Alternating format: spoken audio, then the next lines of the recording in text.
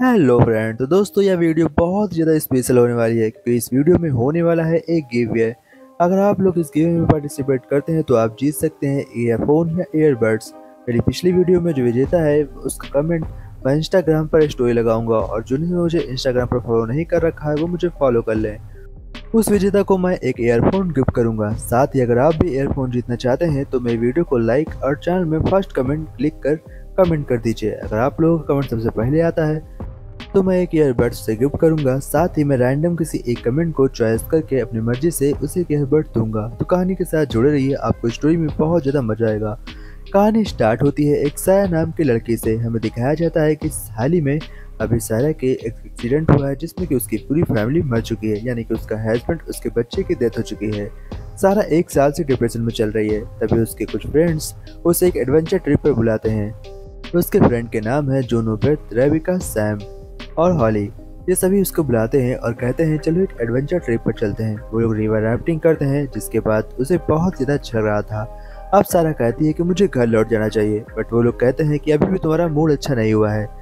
अब वो लोग एक अगले एडवेंचर पर जाने वाले होते हैं। रेबिका सारा से कहती है कि तुम्हें टेंशन लेने की जरूरत नहीं, मैं तुम्हारे साथ हूँ। सारा कहती है अगर तुम लोग मेरे साथ हो तो मैं कहीं भी जा सकती हूँ।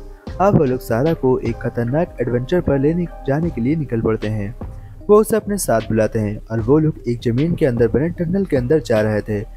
यह टनल एक गोल्ड टनल है और इसकी बहुत सालों पहले खुदाई हुई थी, बट इसके अंदर गोल्ड न मिलने की वजह से इसे बंद कर दिया गया।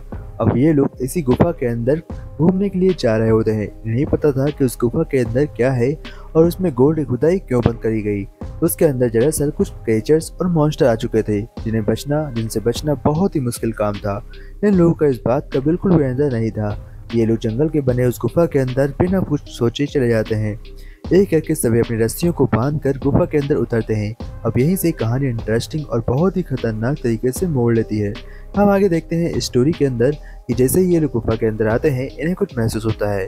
बहुत ही ज्यादा खुशी हो रही होती है, साथ ही एक खौफनाक डर भी था क्योंकि सामने अंधेरा था और इस अंधेरे के साथ यहाँ पर बहुत ही खतरनाक आवाजें भी आ रही थी। रेबिका की आवाज सुनकर घबरा जाती है और वह जूनो और बेथ से कहती है कि मेरी मदद करो, मैं इन आवाजों को झेल नहीं सकती। तब ब्रूथ कहता है कि हमें आगे बढ़ना चाहिए और वो लोग पतली गुफा के अंदर से गुजरते हुए और अंदर जा रहे होते हैं।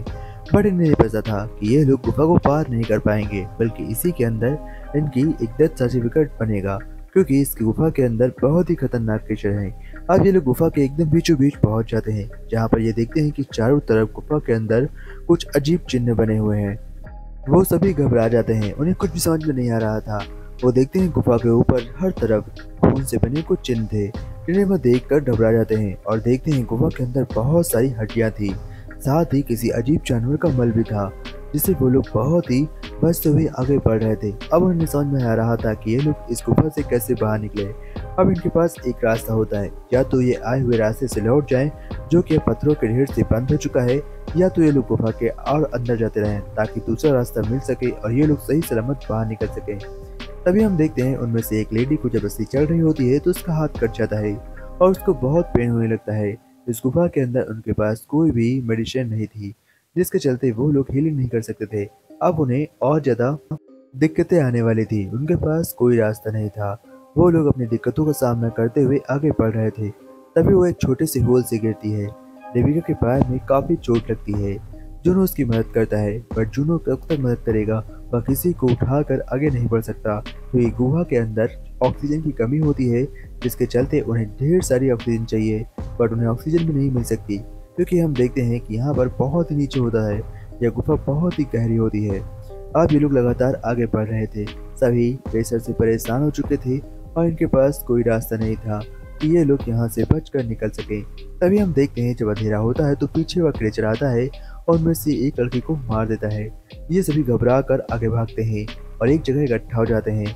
तभी एक और क्रीचर आता है जो रेबिका की टांग पकड़ लेता है। रेबिका अपनी टांग से उसे पंच करती है और उसे वहां से छुड़ाकर अपने आप को बचाती है, बट उसके पैर में भी काफी चोटें लग जाती हैं। अब जोनो और सारा उसे बताते हैं कि तुम्हें अपने प्यार का ध्यान रखते हुए आगे बढ़ना होगा, तुम्हें हार नहीं माननी होगी। फिर सभी लोग हिम्मत जुटाकर आगे बढ़ते हैं। उनके पास एक कैमरा होता है, कैमरे में लाइट होती है और वह उसकी मदद से आगे बढ़ रहे थे, बट सारा और जोनो ही बचे थे। एक करके सभी मारे जाते हैं। तब रेबिका, सारा और जूनू तीनों एक साथ छिप कर बैठे होते हैं।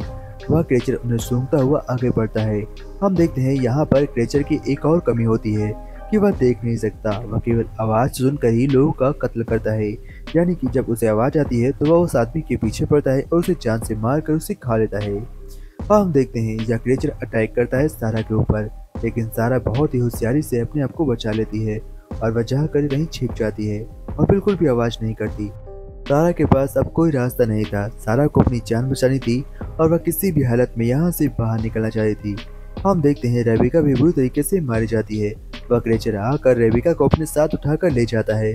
इसके बाद सारा उन क्रेचर्स के मल के अंदर छिप जाती है ताकि उसकी स्मेल न जाए और वह क्रेचर उसके पास नहीं आते। क्रेचर हर तरफ आकर सारा को ढूंढ रहे होते हैं, बट सारा बहुत देर तक उन्हीं के मल के अंदर छिपी होती है।